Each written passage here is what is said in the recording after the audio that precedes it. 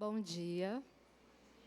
É um prazer, reforçando o que o Adriano falou, é um prazer muito grande estar aqui com vocês. É uma manhã muito agradável, então agradeço o convite. Espero de coração que o que a gente esteja falando venha a contribuir para o entendimento, porque eu creio que isso é uma porta muito grande que a gente está abrindo para o entendimento e para o conhecimento.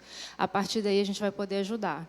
E ninguém consegue ajudar nada, e nem ninguém, sem o conhecimento, sem querer entender o que se passa com o outro. Então, eu acho que é um momento muito especial, tá? Eu preparei um conteúdo de slide.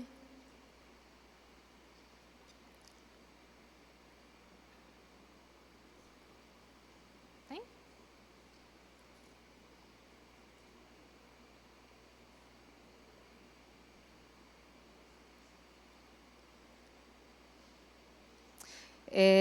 Conforme a Arlete comunicou que teria o evento, eu perguntei para ela o que ela gostaria que eu estivesse falando, né? Como que eu poderia contribuir como terapeuta ocupacional. E ela me colocou o seguinte, que a intenção é que todos nós, no ambiente da igreja, tenhamos esse conhecimento para facilitar, possibilitar uma estadia, um momento agradável para as famílias que trazem suas crianças. Então, eu espero que tenhamos em mente, assim como o Adriano colocou, algumas estratégias para que a gente possa pensar. A partir de hoje, esses grupos, que eu acredito que venha desenvolver após as ideias que ele deu, que esses grupos possam estar estabelecendo pequenas estratégias de entendimento para que isso seja possível, tá? Eu vou trazer para vocês um pouquinho a respeito dos sentidos, que, como foi falado, isso dá muita base para a gente entender o que é a integração sensorial, as crises, as desregulações. Então, eu vou buscar falar da linguagem o mais simples, para que a gente possa entender melhor o que acontece com essas crianças, tá? Então, eu trouxe para vocês o sentido e o ambiente. O ambiente, no caso, é esse ambiente aqui, o ambiente da igreja. Pode reforçar o que é o autismo. É um transtorno do neurodesenvolvimento, caracterizado por dificuldades de integração social, comunicação e comportamentos repetitivos e restritos, tá? Então, o TEA, ele é um espectro, pois ele há uma infinidade de variações de acordo com as características sensoriais, motoras e o desenvolvimento cognitivo de cada indivíduo. Então, quando eu falo que é um espectro, é porque eu tenho características ali da Maria, do João, do Paulo, da Gabriela, da Sara, que são muito próprias dela e dele. Então, eu não consigo fazer nem receitas de bolo e eu não consigo nem prever, de fato, que sempre vai acontecer com uma criança, vai acontecer com outra criança, tá? Então, por isso que é importante conhecer e estar sempre aberto a observar a criança, porque é uma novidade, ela é uma caixinha de surpresas com as características que são dela, tá? Então, lembrar sempre disso, é um espectro. Então, eu tenho que entender quem é a Maria dentro daquele espectro dela, tá bom? Vocês estão conseguindo me ouvir? Está tudo bem? Por favor, pode passar? Dentro dessas características que são atípicas, ou seja, são características diferentes, pesquisas mostram que de 45% a 96% das crianças diagnosticadas com o autismo, elas apresentam alterações em mais de um sistema sensorial. Vocês conseguem já visualizar o que seria o sistema sensorial? Do que eu estou querendo falar? O que são as sensações? O que são os sentidos? Bom, quando a pessoa tem uma alteração no sistema sensorial dela, resulta em quê? Em dificuldade no processamento, integração e respostas aos estímulos sensoriais. Hoje, aqui agora, todos nós estamos tendo esses estímulos, estamos recebendo esses estímulos o tempo inteiro. Esses estímulos, pode passar, por favor? Esses estímulos, eles são constantes e eles vêm da onde? Essas sensações que nós estamos tendo agora, que estão sendo despertadas, elas estão vindo da onde? Da visão, do paladar, da audição, do olfato e do tato. Olha quantas informações chegam até mim. Olha por quantas vias eu estou aqui agora, sendo estimulada e tendo que manter um foco para entender até o que a terapeuta está falando, acompanhar o que o rapaz está fazendo, acompanhar ela fazendo a tradução. Enfim, então eu estou o tempo inteiro precisando de colocar essas habilidades para trabalhar. Receber e depois emitir uma resposta.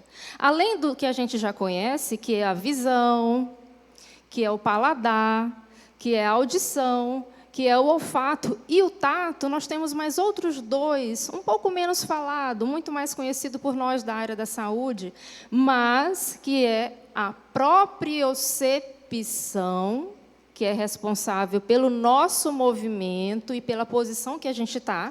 Agora, você sentado, você está usando esse sistema de propriocepção, que é de entender aonde que você está e de que jeito que você está. Eu estou sentado, eu estou entendendo que eu estou sentado, eu estou entendendo que eu estou segurando a minha mão, eu estou entendendo que eu estou com o pé no chão, eu estou entendendo que o meu cotovelo está em cima da minha perna. Isso a gente está usando o tempo inteiro, só que de uma forma inconsciente. Além da propriocepção, nós temos o sistema chamado de sistema vestibular. Ele é responsável pelo quê? Pela gravidade. Eu estou aqui em pé agora, eu consigo andar, porque esse meu sistema está, pelo menos até agora, funcionando bem. Ele é responsável pelo meu movimento da cabeça e pelo meu equilíbrio. Então, para que a gente consiga estar no dia a dia trabalhando como adulto, para que a criança consiga fazer as atividades dela em casa e na escola, ela precisa de uma integração entre sistemas. Ela precisa que eles se conversem e deem respostas apropriadas, para que ela possa desenvolver e para que ela possa aprender. A linguagem está ok? Está tranquilo de entender? Tá, pode passar. Então, essas alterações, elas estão envolvidas com o nosso contexto social. Tá? Elas tendem a ser mais desorganizadas, com dificuldade de manter a atenção e de se relacionar com as pessoas. Se eu não estou conseguindo receber os estímulos de uma forma mais apropriada, auditivo, como o Adriano colocou muito bem, se eu não consigo receber informações visuais de uma forma equilibrada, se eu não consigo entender que eu estou aqui em pé e não achar que eu não vou cair, com certeza as minhas respostas ao meio aonde eu estou, elas vão ser desorganizadas, elas vão ser desreguladas, eu vou ficar irritado, né? Eu vou gerar informações e até emoções, comportamentos inapropriados para que o da maioria das pessoas estão. Então, a gente precisa entender que, muitas vezes, nós julgamos como uma simples birra. É comum a gente ver a criança no chão e falar, birra. É comum a gente falar, isso não é nada, não vou abaixar o som, não. Né? E a gente não para entender que dentro daquele cérebro algumas informações estão chegando e estão saindo as respostas de uma forma desorganizada. Então, entender isso, pelo menos um pouquinho, ter um olhar um pouco mais atento para esse tema sensorial, faz com que a gente desperte um pouquinho mais e tenha mais carinho e até mesmo acolhimento, tá? Para com as crianças em momentos de crise. Então, podem gerar isolamento social tanto para crianças com TEA quanto para suas famílias, com impacto nas suas relações sociocomunicativas. O nosso objetivo enquanto terapeutas, não necessariamente é de proporcionar o que a gente chama de uma cura. A gente não tira certos diagnósticos, a gente não transforma pessoas em outras pessoas. A gente busca o máximo possível dar qualidade de vida. E para que eu tenha qualidade de vida, eu tenho que participar de um meio social. Aqui é um meio social. O restaurante é um meio social. A escola é o meio social da criança.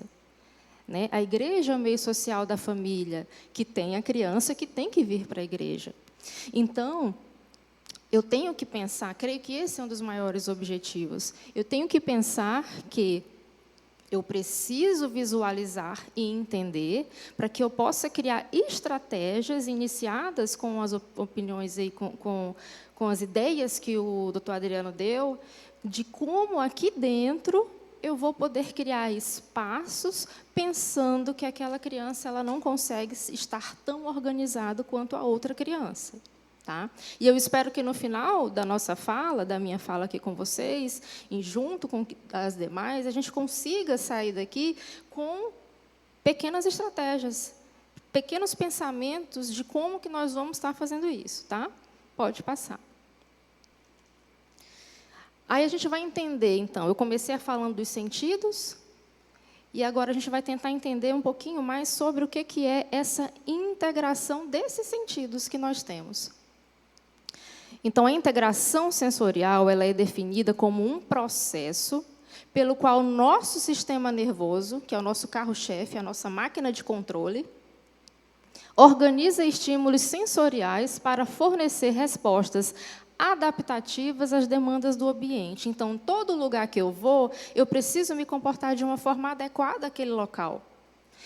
Na igreja, eu tenho que me comportar de uma forma adequada. A igreja tem som, a igreja tem música, tem pessoas falando o tempo inteiro, uma pessoa do lado da outra, tem lugar para subir, tem lugar para descer, tem um ambiente amplo, tem cores diferentes nesse ambiente. Então, quando eu chego aqui, o meu cérebro ele já vai buscar se adaptar a esse ambiente daqui. Quando eu chego em casa, o meu cérebro se adapta ao ambiente, às informações, aos estímulos que eu tenho em casa. Se eu saio daqui e vou lá para o supermercado lotado, meu cérebro automaticamente ele se adapta para aquele ambiente também. Ou seja, a gente está o tempo inteiro fazendo isso sem perceber. Só que algumas crianças, a grande maioria das crianças que têm o autismo, não conseguem lidar com isso bem, porque há alguma alteração nesse sistema. E, em muitas das vezes, mais de um. Tá? Pode passar. Como que a gente pode estar percebendo algumas alterações nesse sistema sensorial? A gente vai observar comportamento. Tá? Eu vou ver crianças que buscam constantemente por movimentos corporais, balança. Vocês achariam apropriado, adequado eu estar aqui em cima agora, balançando de um lado para o outro? Vocês iam falar, vixe, tem alguma coisa errada. Né? Se o pastor viesse todos os dias aqui, na hora de uma palavra mais concisa, mais emotiva, ele começasse a pular, subir, sentar, vir aqui para frente, ir lá para fora, voltar, você já ia achar que aquilo ali não estava muito ok. Tá? Então, nós vamos percebendo essas características diferentes, inclusive por fixação por objetos em movimento. Vocês já viram, é muito característico, né, quando a gente fala do autismo, a gente lembrar de crianças rodando bolas, rodando lápis, rodando o próprio brinquedo, um ursinho. Vocês já viram? Alguém aqui já viu, né? Recusar comer certos alimentos é uma alteração sensorial, tá? No que diz respeito ao sentido tátil, que vai influenciar no sentido gustativo, paladar. Escolher roupas específicas para vestir, ou então andar sem roupa. Então, tem alguma informação naquele corpo que está avisando que aquilo é muito ruim, que é o toque que foi falado aqui na frente. Tem crianças que não suportam vestir nenhum tipo de roupa. Tem crianças que não suportam, adultos também, mas como o foco hoje é falar de crianças, tem crianças que não suportam a etiqueta da roupa, que para a gente não é nada. Mas por quê? Lembrando, estamos fazendo todas as informações, fazendo o processamento daquelas informações de uma forma adequada. Só que para ela é um arranhão. Às vezes, um toque suave é um tapa. Tá? Dificuldade em iniciar tarefas. Ou seja, eu sei que eu tenho um copo de água, eu tenho que pegar o copo de água, eu tenho que beber. Eu sei que eu tenho um lápis aqui e um papel. Eu sei que eu tenho que pintar. Mas, pela minha dificuldade em organizar informações e idealizar e iniciar as tarefas, começo, meio e fim, eu não vou ter essa atitude que é comum para a gente. Então, assim, para você ver o quanto que o tempo inteiro a gente está no automático, porque nós estamos até então funcionando bem. Então, você imagina que o que é muito simples para mim, o que é muito simples para você, para aquela criança que tem alguma alteração sensorial, vai ser muito difícil. E o nosso acesso a elas também vai ser de vias diferentes, tá? Planejar e realizar sequências de atividades, que eu já falei. Crianças que reagem o tempo inteiro gritando, jogando coisas no chão, agredindo. Quantas vezes a gente vê isso? Quantas vezes a gente vê uma mãe olhando para a criança, às vezes mãe até batendo, tá? Mesmo os pais tendo consciência do que está acontecendo, ainda é muito difícil ter o entendimento real. Tá? Então, é muito difícil fazer essa colocação, até por vezes emocional, em relação a essa criança, e não bater. Não sei os colegas ainda em consultório, mas ainda é comum receber mães e pais que ainda falam, olha, eu não vou mentir, mas eu não aguento e eu bato. Porque é muita birra. Bom, mas se agora, a partir daí, eu ter um entendimento maior, que não é um propósito, que não é um objetivo da criança, que não é algo que configure a birra, agora eu vou ter um olhar diferente, eu vou respeitar, eu vou ter um olhar mais acolhedor perante aquela situação. Porque se aquela criança ela já está desregulada, eu venho, eu bato, eu venho, eu grito, ou eu trato de uma forma aversiva, isso eu potencializo de uma forma muito ruim, tá? Pode passar. Então, qual que é o nosso primeiro objetivo? Como que nós podemos ser um espaço de acolhimento, de olhar positivo? Avaliando. O terapeuta faz isso o tempo inteiro. Nós, como profissionais da saúde, estamos o tempo inteiro avaliando. Tá, mas como é que nós, que não somos profissionais da saúde, podemos fazer isso? Despertar o olhar, tá? Despertar o olhar. Eu vou falar um pouquinho de como que o terapeuta ocupacional faz, e então você vai poder também levar isso para que você possa fazer no seu cotidiano. Como que a gente observa uma criança e o seu desenvolvimento? O terapeuta ocupacional, ele faz isso baseado em modelos de ocupação humana. Ah, mas o que significa isso? O terapeuta ocupacional, ele é o profissional que busca sempre analisar se aquela pessoa, dentro da idade que ela está conseguindo fazer as coisas que ela deveria fazer. Será que essa criança já está conseguindo escovar os dentes? Será que ela consegue tomar banho sozinha? Será que ela já consegue escrever? Será que ela consegue vestir roupa? Será que ela consegue brincar com outra criança? Que é aquilo que foi colocado. Tem cada fase para que a gente possa entender o desenvolvimento das pessoas. Então, eu fico alerta nesses atrasos. Tá? Eu baseio isso. Principalmente é um pouco mais fácil se aquela família tem outras crianças. Você consegue não igualar, mas você consegue prever, analisar, observar. Tá? Até porque ninguém é igual a ninguém, criança não desenvolve igual a outra criança. Mas a gente tem marcos específicos do que esperar daquela criança. Teoria de integração sensorial. O que ela pode ajudar a gente? Acabei de falar para vocês de uma forma mais simples. Eu preciso entender que aqueles sistemas daquela criança estão indo bem. Tá? Que ela consegue participar do ambiente de uma forma positiva, adequada, com respostas àquele ambiente. Tá? Etapas do desenvolvimento infantil e a análise do brincar. Tá? Eu sou terapeuta, eu tenho algumas ações da minha vida.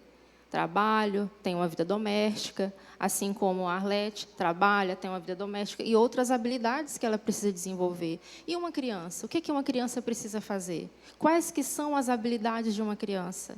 Qual que é a ocupação maior da criança? Brincar.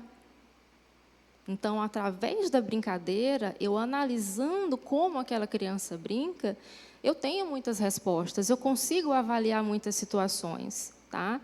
Eu entendo se ela está brincando de formas mais funcionais, né? Entendendo que se ela está brincando só com uma coisa só, se ela tem variedade, se ela consegue estar alerta no ambiente, se ela consegue brincar com outras crianças, se ela consegue trocar de brincadeiras assim que ela tem vontade. Então, assim, são situações que a gente consegue estar despertando e analisando algumas situações que possam estar nos colocando em alerta. Pode passar. Volta só um pouquinho, por gentileza. Ali naquela imagem tem uma criança brincando, certo? Com muitos carrinhos. Enfileirando carrinhos. Alguém aqui já viu que algumas crianças, pode ser carrinho, pode ser bola, pode ser tampinha, pode ser lápis de cor, ou qualquer outra coisa. Rodinhas, tira a rodinha do carro e enfileira tudo. Ou empilha. E só brinca daquele jeito. O tempo inteiro. O tempo inteiro. Então, isso fica um alerta para mim. Tá? Isso fica um alerta para eu buscar entender o que está acontecendo para aquela criança não ter desenvolvido naquela habilidade que ela precisava estar desenvolvendo, que é o brincar. Então, brincadeiras, aí a gente tem um padrão de repetição, a gente tem um padrão de restrição. Tá? Pode passar. Como foi colocado, e eu vou reforçar, a mãe é o principal agente facilitador. Quem sabe não seria interessante esses grupos dessa igreja criarem um protocolo simples de entrevista a essa mãe? Não é um protocolo terapêutico, mas é um protocolo simples. E nesse protocolo, nessas perguntinhas, nesses questionários, vocês vão colocar coisas que permitam que você conheça a criança que está chegando. Tá? Que você consiga entender as preferências dessa criança. Por exemplo, eu vou identificar. A minha proposta de fazer uma entrevista é sempre avaliar, é conhecer, certo? Eu vou te perguntar e você me responde. Então, a partir da percepção da mãe. Então, é como a mãe vê aquela criança, como que ela lida com aquela criança, como que essa criança se comporta em casa. Vocês vão fazer anotação sobre isso e guardar aquela fichinha daquela criança, tá? Quais atividades poderiam contribuir para a organização do comportamento da criança? E quais atividades, e quais objetos, e quais situações podem fazer exatamente o contrário? Desregular, causar essa desorganização, fazer a criança ficar agitada, fazer a criança ficar zangada, fazer a criança ficar agressiva. Então, de uma linguagem, de uma maneira simples, através de uma entrevista básica, vocês conseguem colocar dados para conhecer aquela criança, tá? Aí, o que você vai perguntar? Entre tantas coisas, você pode perguntar o seguinte: ela tem estereotipia motora? Vocês já aprenderam o que é estereotipia? São movimentos diferentes e movimentos repetitivos, com mão, com a perna, com a cabeça, girar, rodar, sentar toda hora, levantar. Vocês vão perguntar em que momento mais essa criança fica irritada. O que gera essa irritação nessa criança? Vocês vão perguntar quando que ela chora, em que momento que ela chora. Aí vão falar, toda vez que eu tiro a bola da mão dela, ela chora, se joga no chão. Isso é um exemplo, tá? Então, você vai começar a identificar padrões, você vai começar a fazer aquele pequeno dossiê daquela criança, tá? Você vai perguntar como que é o sono. Você tem que entender que se essa criança ela não dorme bem, ela é uma criança muito mais irritável, é uma criança que tem essa questão sensorial ainda muito mais desorganizada, porque o sono ele é primordial. E você vai perguntar sobre a agressividade dela. Ou seja, eu coloquei alguns exemplos só para dizer o quê? Uma via muito importante é perguntar. Ela não precisa e não pode ser uma criança desconhecida. Afinal de contas, ela não está com a mãe dela aqui dentro. Então, você vai investigar. A primeira etapa, na verdade, é essa. É você entender como que funciona essa família, como que funciona essa mãe, como que essa criança funciona lá na casa dela, para que a gente possa estar visualizando melhor ela aqui dentro. Tá? Pode passar. Dentro dessas estratégias, essa que está fazendo aqui hoje, que a gente está podendo colocar em prática, iniciar, abrir essa porta, é a conscientização. Entender, buscar, avaliar, conhecer. Essa é a primeira etapa. Tá? Depois, requer de nós, como adultos, sermos criativos. Os nossos ambientes precisam ser atrativos para a criança. Criança brinca. Como que está o ambiente que essa criança está ficando? Vocês devem ter salas específicas para essa criança. Tá? Preparar, informar para a criança de possíveis estímulos. Algumas crianças não vão te entender, não vão ter uma comunicação boa, não vão conseguir interagir, mas, em contrapartida, temos que fazer as informações.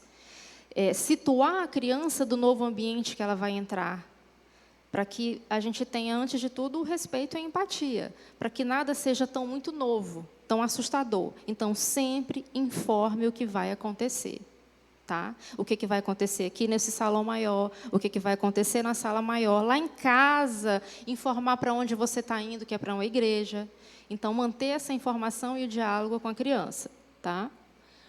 Dentro dessas salas, buscar melhor adaptação, posicionamento longe de portas e janelas e livre de distrações. Se você tem uma salinha, você tem que tentar adaptar essa sala para receber todo tipo de criança. Então, pode passar, por favor. Então, eu vou observar se essa sala, pode passar? Eu vou observar se essa sala é um espaço apto a receber todos os tipos de criança. Tá? Tem um artigo que eu li e que fala essa palavra, espaço de fuga. Fica meio esquisito. Mas vou tentar explicar para vocês o que significa. Que devem ser sensorialmente neutros, uma vez que a sua função é apenas abrigar a criança dos excessos de estímulos com muitas pessoas e sons. Ou seja, será que eu posso deixar a criança o horário inteiro aqui? Não, a gente já sabe que não. Mas quando ela sai desse ambiente, onde tem inúmeros estímulos sensoriais, visuais, auditivos, táteis, porque tem muita gente junta, quando eu for colocar ela dentro da salinha, como que está essa sala? Será que é um ambiente calmo? Será que é um ambiente visualmente neutro? Será que é um ambiente que tem os brinquedos específicos daquela criança? Uma ideia boa, que eu gosto de utilizar, inclusive, nos primeiros atendimentos, traga os objetos que a criança mais se identifica. Vamos colocar dentro da nossa sala. Traga as coisas que ela mais tem um apego. Não é para reforçar isso, tá? Mas é porque os primeiros contatos, eles têm que ser agradáveis, eles têm que ser familiares. Então, eu tenho que entender que pessoas e coisas do meu dia a dia também estão ali. Tá? É uma opção que eu, particularmente, gosto de utilizar. Me ajuda, tá bom? Para os primeiros contatos.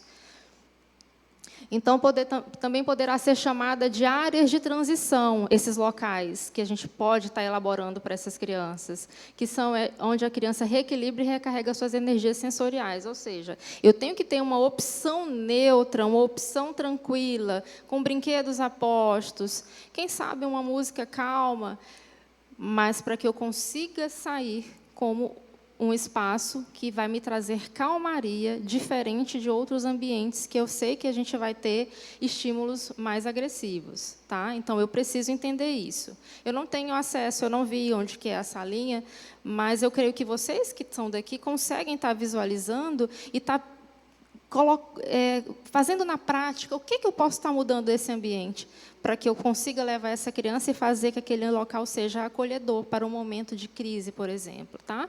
Pode passar. Durante as nossas estratégias como terapeuta, as nossas atividades elas são escolhidas e analisadas a partir da rotina da criança e do cuidador. Ou seja, o que eu comecei a falar, que a gente tem que levar em consideração como aquela criança vive, o que ela gosta de fazer e o que ela já se sente bem fazendo, para que eu traga aquela realidade para o meu ambiente que é novo, tá? Para que ela se sinta mais à vontade. Então, recursos, brinquedos, objetos, como eu falei, vale a pena estar acompanhando. Tá? E identificar o momento de continuar ou interromper estímulo sensorial. Ou seja, aqui, repetindo, aqui é um momento de estímulo sensorial. Eu tenho que entender da criança o quanto ela pode, o quanto ela suporta, o quanto ela quer, o quanto é prazeroso ela ficar. A gente não consegue forçar isso, a gente tem que ter o entendimento e o respeito em relação a isso. Ou seja, se eu avalio, se eu observo, se eu tenho meu olhar atento, eu tenho que observar o comportamento dela, porque com o comportamento dela, ela vai começar a te informar que ela não está gostando, que ela está se irritando, que ela está tendo, quem sabe, uma crise sensorial naquele momento. Tá? Pode passar. Tá, diante disso que a gente colocou, o que você acredita que poderá ou que deverá ser modificado na rotina da criança dentro do ambiente da igreja? O terapeuta ocupacional, ele trabalha com rotinas. Da hora que você acorda, da hora que você vai dormir. Aí eu pergunto, o que você faz da hora que você acorda, da hora que você vai dormir? Nem dá para falar, né? Eu acordo, eu escovo o dente, eu tomo banho, eu lavo o cabelo, eu tomo café, eu faço meu café, eu visto minha roupa, eu pego o carro, eu dirijo. São intermináveis coisas. Só que a gente, em todo lugar que a gente vive, nós temos uma rotina, uma micro-rotina. Dentro de casa eu tenho a minha micro-rotina. Dentro do hospital eu tenho a minha micro-rotina na hora do trabalho. Dentro da igreja eu tenho a minha micro-rotina. Aí eu pergunto, será que dá para a gente, dentro da igreja, modificar para acolher essas crianças? É isso que tem que acontecer. Não é a gente que tem que colocar ela sentada, fica aí até tal hora, fica lá na sala. Não é a gente que tem que fazer com que ela se molde nesse sentido. São os espaços que precisam estar adaptados. Isso é incluir. É quando eu paro para pensar como que eu posso transformar, nem que seja de uma forma muito mínima, esses espaços. Nem que seja com o brinquedo que ela traz de casa. Às vezes, tem criança que gosta de ouvir música, uma música X. Eu tenho 5 crianças, mas eu sei que a Maria gosta de ouvir aquela música, aquele louvor. Então, eu vou ter a delicadeza, a sensibilidade, a empatia de colocar aquela música, porque naquele grupo tem aquela criança. Então, você entende? Então, mas se eu fizer uma ficha, se eu fizer uma entrevista mais delicada, de conhecer o comportamento daquela criança, eu consigo colocar momentos agradáveis para ela dentro de qualquer espaço. Então, partindo de um conhecimento, tá? Então, será que alguém poderia me responder? Se você entende isso, se você acredita que deverá, o que você acredita que deverá ser modificado? Passou alguma coisa pela cabeça de vocês? No espaço que você tem hoje, dá para fazer alguma mudança mínima para ser acolhedor? Então, ok. Alguém quer falar? O que poderia? Me dar um exemplo? Ninguém? Não? Pode passar, tá? Pode passar? Bom, aqui é uma imagem no qual configura muito a terapia infantil, tá? Ali é uma sala de integração sensorial, onde eu busco trazer estímulos e regulação para aquela criança. Está vendo que ela está balançando ali, está fazendo uma atividade ao mesmo tempo. Ali eu estou treinando aquela criança a desenvolver habilidades para comer sozinha. Lembra que eu falei para vocês observarem? Cada etapa eu tenho que fazer algo na minha vida. Se eu chego com 12 anos e eu ainda não consigo comer sozinho, tem algo muito errado. Se eu chego com 5 anos e eu ainda não consigo entender que eu tenho que tomar banho, escovar um dente, tem algo errado acontecendo. Então, o terapeuta ocupacional ele vem para avaliar essas questões e tentar adequar, desenvolver e dar qualidade de vida para que essas coisas aconteçam. Mesmo com um diagnóstico, eu tenho que estimular, eu tenho que trazer a essa realidade funções que são próprias de nós como seres humanos, tá? Bom, eu agradeço.